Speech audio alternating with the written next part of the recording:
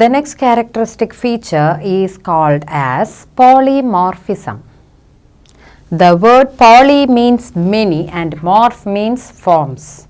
From the word itself, we could understand that we are going to represent something in different forms. ഒരേ സാധനത്തെ രണ്ട് തരത്തിൽ represent ചെയ്യുന്നതാണ് ഇവിടെ ഉദ്ദേശിക്കുന്നത്. രണ്ട് തരം എന്നല്ല, നമുക്ക് എത്ര തരത്തിൽ വേണമെങ്കിലും റെപ്രസെൻറ്റ് ചെയ്യാൻ സാധിക്കുന്നു. ആ ഒരു കോൺസെപ്റ്റിനെ നമ്മൾ പറയുന്ന പേരാണ് പോളിമോർഫിസം എന്നുള്ളത്. ഇനി ഈ പോളിമോർഫിസത്തിൽ തന്നെ നമുക്ക് രണ്ട് ടൈപ്പ് ഓഫ് പോളിമോർഫിസം കോൺസെപ്റ്റുകൾ നമ്മൾ പഠിക്കുന്നുണ്ട്. അതിലൊരെണ്ണം operator overloading. What is meant by overloading? എന്താണ് ഓവർലോഡിങ് എന്ന് പറഞ്ഞു കഴിഞ്ഞാൽ? സ്റ്റുഡൻസിനെ സംബന്ധിച്ച് പറയുകയാണെങ്കിൽ they are overloaded with studies. ഏത് ഭാഗത്തേക്ക് തിരിഞ്ഞാലും ലെഫ്റ്റിൽ നിന്നും റൈറ്റിൽ നിന്നും ഏത് സൈഡിൽ നിന്നും എല്ലാവരും കാണുമ്പോൾ ചോദിക്കുന്നത് പഠിക്കുന്നതിനെ കുറിച്ച് മാത്രമാണ്.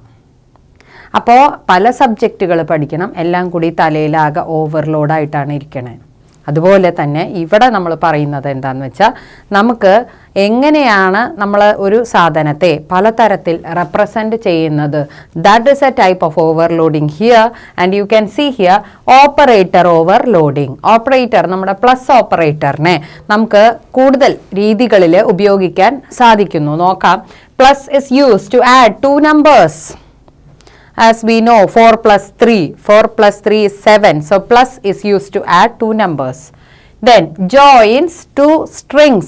If we have two words, we are able to combine those words together with the help of plus. So plus is an operator. Since it is used for different purposes, it is called as operator overloading. അപ്പോൾ operator ഓവർലോഡിങ്ങിൽ plus ഓപ്പറേറ്ററിന് തന്നെ രണ്ട് use നമ്മൾ കാണുന്നു. അപ്പോൾ it is represented in two different forms. അതിനെ നമ്മൾ പറയുന്ന പേരാണ് ഓപ്പറേറ്റർ ഓവർലോഡിങ്. അതുപോലെ തന്നെ മറ്റൊരു ടൈപ്പ് ഓഫ് പോളിമോർഫിസം നമ്മൾ കാണാൻ പോവുകയാണ്. It is called as function overloading. എന്താണ് ഒരു ഫങ്ഷൻ എന്ന് പറഞ്ഞു കഴിഞ്ഞാൽ? Set of statements written to do a specific task. ഒരു പ്രത്യേക ജോലി ചെയ്യുന്നതിനായി നമ്മൾ എഴുതുന്ന സ്റ്റേറ്റ്മെന്റുകളെ ഒരുമിച്ച് ചേർത്തുകൊണ്ട് നമ്മൾ പറയുന്ന പേരാണ് ഫങ്ഷൻ ഓവർലോഡിംഗ് എന്നുള്ളത്. ഇനി ഇവിടെ നോക്കിക്കഴിഞ്ഞാൽ ഫസ്റ്റ് ഫംഗ്ഷനിൽ ഡി എഫ് എപ്പോഴും കീവേഡ് ആണ് ഫംഗ്ഷനെ ഡിനോട്ട് ചെയ്യാൻ വേണ്ടിയിട്ട്. എപ്പോഴും function starts with D F test. അപ്പൊ ടെസ്റ്റ് ആണ് ഫംഗ്ഷന്റെ പേര്. ആ ഫംഗ്ഷനിലൂടെ നമ്മൾ എന്താ ചെയ്യണേ? പ്രിന്റ് ഹെലോ എന്ന് പ്രിന്റ് ചെയ്തു.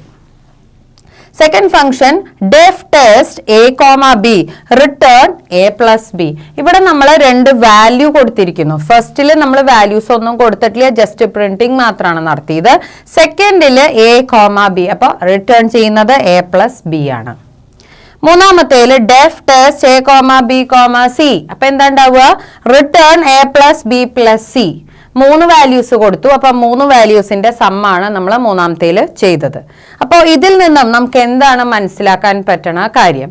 നമുക്കിവിടെ മനസ്സിലാക്കാൻ പറ്റുന്ന കാര്യം എന്താന്ന് വെച്ചാൽ, മൂന്ന് ഫംഗ്ഷൻസിലും സെയിം പേരാണ് കൊടുത്തിട്ടുള്ളത്. അപ്പോൾ എന്താണ് ഇവിടെ മൂന്ന് ഫംഗ്ഷൻസിലും ഡിഫറെന്റ് ആയിട്ട് കാണുന്നത്?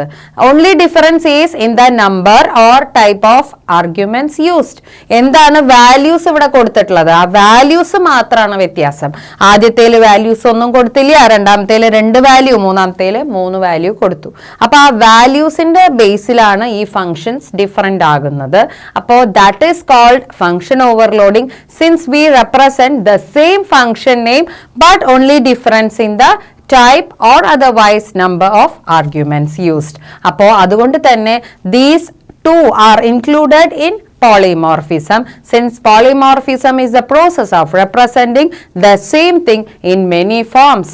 So first one we told operator overloading, and the second one we called function overloading. So both these concepts we are discussing about polymorphism.